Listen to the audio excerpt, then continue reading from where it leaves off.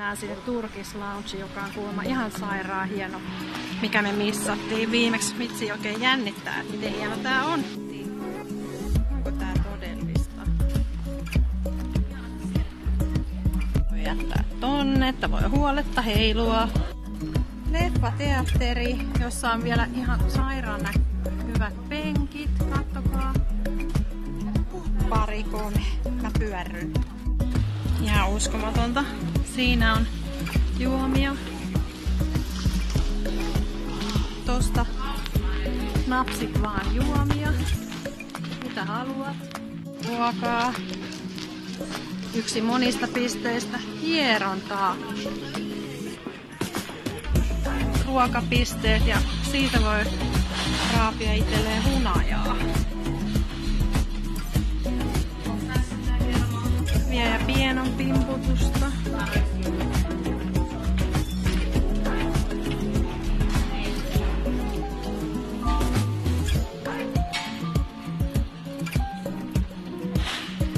Kaikkia sanomalehtiä siellä.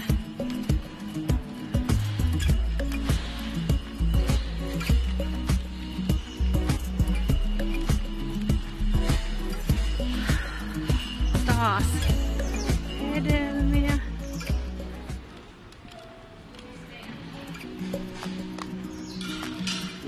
Juomapiste, lehtiä.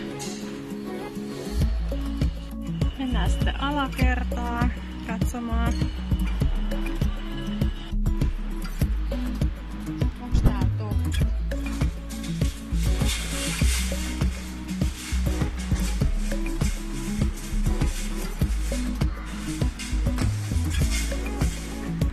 Siis me ollaan vaan loungessa ja täällä on tällaista.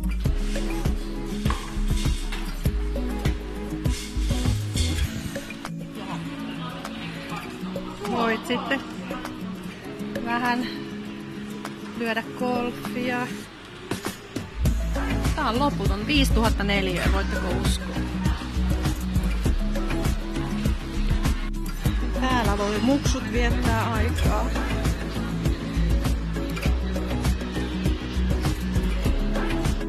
Mä en oikeesti kestä.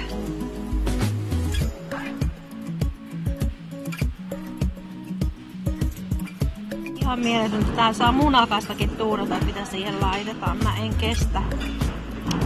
Ja lattea tietenkin saa juotavakseen.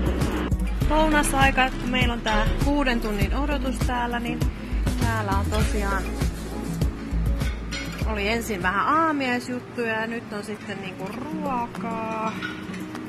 Ja sitähän on monessa eri paikassa. Taidan ottaa intialaista. Chicken tikka masala on omaa lempparia. Nam siinä tikka masalaa. Ihanaa.